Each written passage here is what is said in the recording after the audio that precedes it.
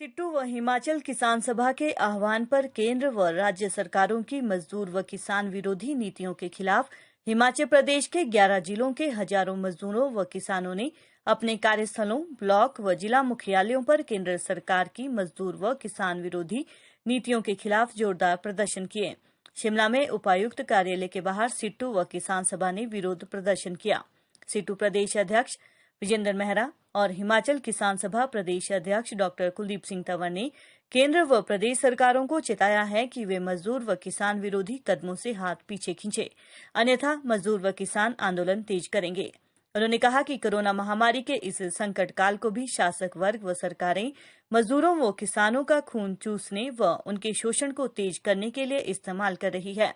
उन्होंने कहा कि हिमाचल प्रदेश, मध्य प्रदेश, उत्तर प्रदेश, गुजरात, हरियाणा, महाराष्ट्र, राजस्थान में श्रम कानूनों में बदलाव इसी प्रक्रिया का हिस्सा है।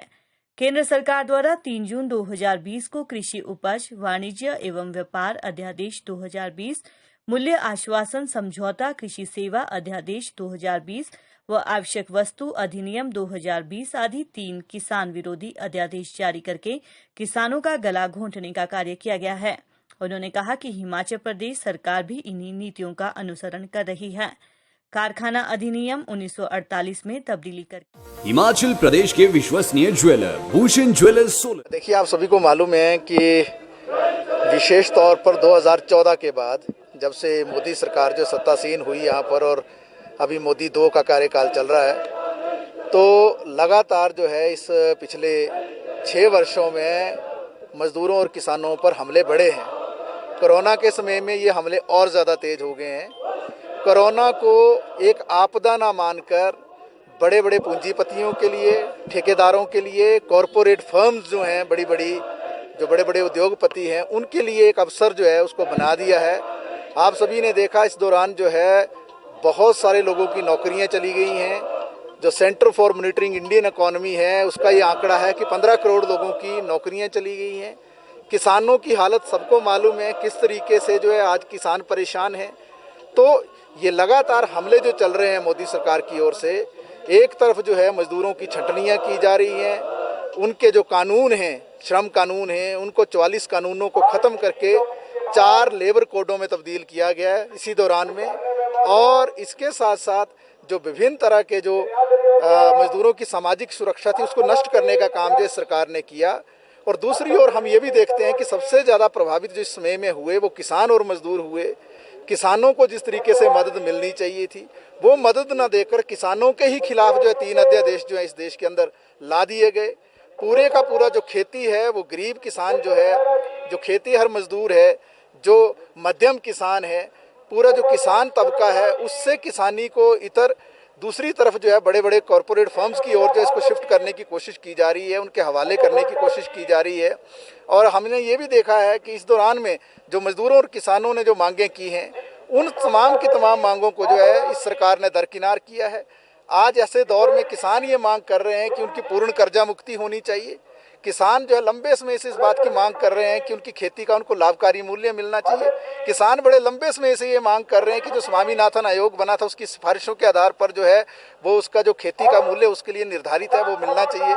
किसान लंबे समय से ये मांग कर रहे हैं कि उनके लिए सरकार की ओर से जो मदद मिलनी चाहिए वो मदद जो है आज नहीं मिल रही है। दूसरी तरफ हम देख रहे हैं कि मजदूरों की जब बात की जाती है तो सरकार कहती है कि हमारे खजाने खाली हैं। और दूसरी ओर इसी समय में हमने देखा कि मुकेश अंबानी जैसे जो व्यक्ति हैं, जो बड़े बड़े पूंजीपति हैं, वो एकदम से दुनिया के सबसे 5 अमीरों में वो शामिल हो जाते हैं। इसी समय में हमने देखा अडानी को जो पूरे के पूरे देश के जो एयरपोर्ट हैं वो उसके हवाले कर दिए जाते हैं। ऐसे समय में जो है अमीरों की धन दौलत संपदा बहुत ज़्यादा बढ़ रही है। जो मजदूर किसान है उनकी स्थिति लगातार जो हर दिन जो है पतली होती जा रही है। तो इसीलिए पूरे देश के अंदर बड़े लंबे समय से जो मजदूर और किसान मिलकर जो है इस दिशा में एक आंदोलन कर रहे हैं। किसानों के लगभग 250 से ज़्यादा संगठन जो है पूरे देश के अंदर लामबंद है। देश के अंदर 11 जो मुख्य केंद्रीय ट्रेड यूनियन हैं उनमें से 10 केंद्रीय ट्रेड यूनियन जो हैं वो लामबंद होकर लड़ाई लड़ रही हैं।